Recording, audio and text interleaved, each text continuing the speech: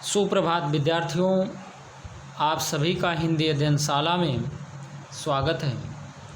विद्यार्थियों, आज आप सभी पाठ 7 चूहा बिल्ली नामक कविता के अंतर्गत काव्यबोध प्रश्न संख्या 3 और 4 को करेंगे, जिसमें प्रश्न संख्या 3 अभ्यास पुस्तिका में और प्रश्न संख्या 4 पाठ्य पुस्तक में करेंगे।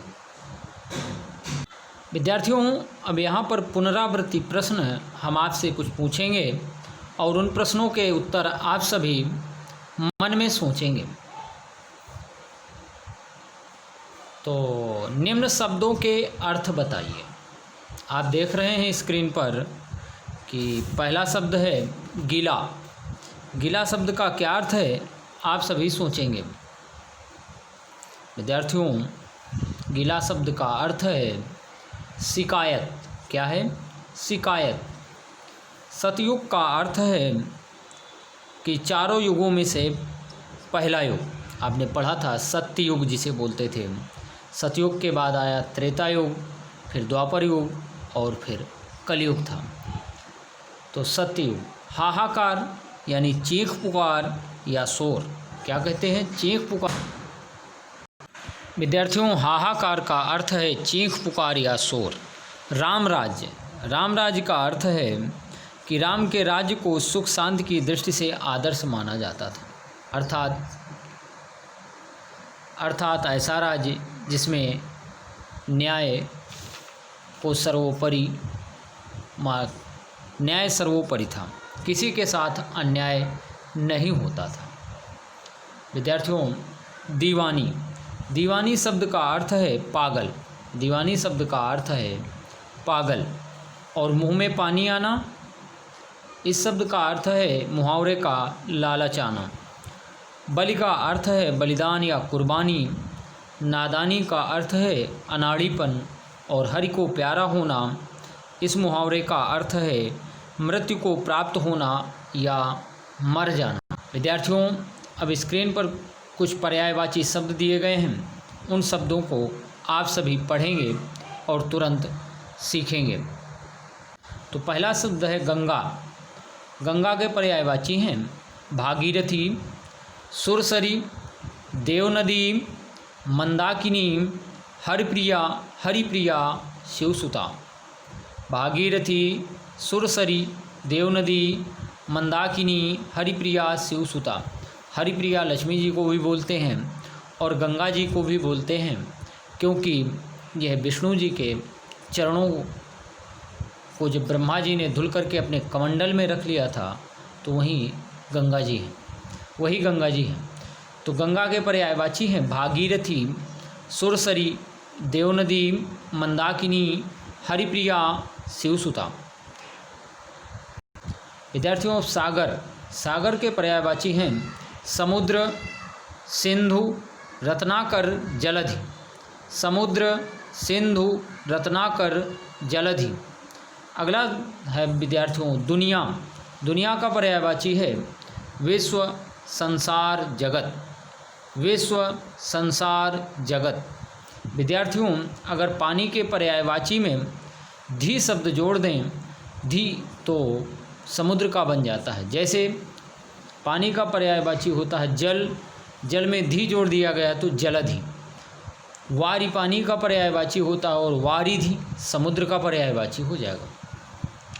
तोय पानी का पर्यायवाची शब्द है और तोयधि समुद्र का बन जाएगा।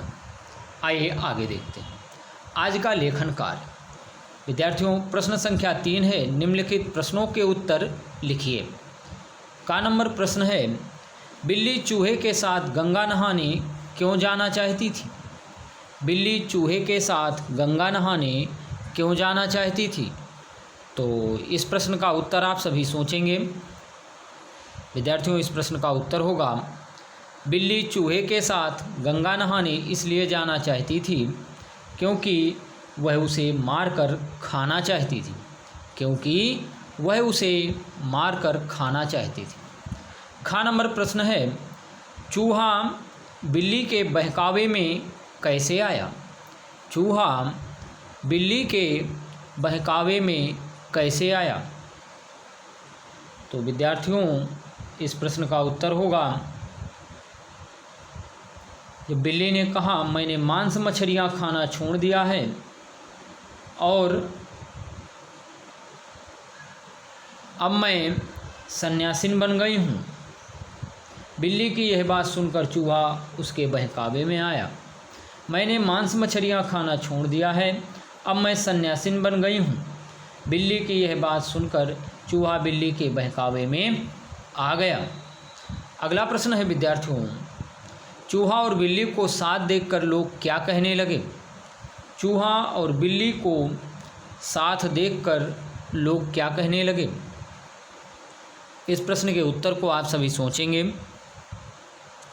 विद्यार्थियों, इस प्रश्न का उत्तर होगा, चूहा और बिल्ली को साथ देखकर लोग यह कहने लगे कि कोई कहने लगा कि यह अनहोनी है, ऐसा नहीं हो सकता।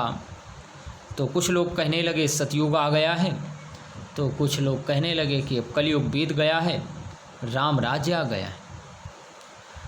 चूहे और बिल्ली को साथ देखकर लोग यह कहने लगे कि कलयुग बीत गया है, राम राज्य आ गया है। कोई कहने लगा अनहोनी है, तो कोई कहता है सतयुग आ गया है। अगला प्रश्न है विद्यार्थियों, चूहा को मुक्तिधाम पहुंचाने के पीछे बिल्ली का क्या इरादा था? चूहा को मुक्तिधाम पहुंचाने के पीछे बिल्ली का क्या इरादा था? तो चूहा को मुक्तिधाम पहुंचाने के पीछे बिल्ली का इरादा चूहे को खाने का था। चूहा को मुक्तिधाम पहुंचाने के पीछे बिल्ली का यह इरादा था कि वह चूहे को मारकर खा जाए। अगला प्रश्न है विद्यार्थियों, इस कविता से हमें क्या सीख मिलती है? आप सभी इस प्रश्न के उत्तर को सोचेंगे। आप सभी ने सोच लिया होगा कि इस कविता से हमें यह सीख मिलती है कि दुष्ट जनों की बातों में हमें विश्वास नहीं करना चाहिए। हमें अपने और पराये में के अंतर को समझना चाहिए, नहीं तो हम दुष्ट जनों की मीठी बोली में फंस करके चूहे की भांति धोखा खाते रहेंगे या जान गंवाते रहेंगे। विद्यार्थियों, इसके बाद प्रश्न संख्या 4 है, कविता की पंक्तियाँ पूरी कीजिए। इस प्रश्न का उत्तर आप सभी पाठ्यपुस्तक में ही लिखेंगे। तो आज का गृह कार्य है पाठ 7 कविता याद करें। प्रश्न संख्या 3 अभ्यास पुस्तिका में व प्रश्न संख्या 4 पाठ्यपुस्तक में करें। धन्यवाद, बाय, फिर मिलें।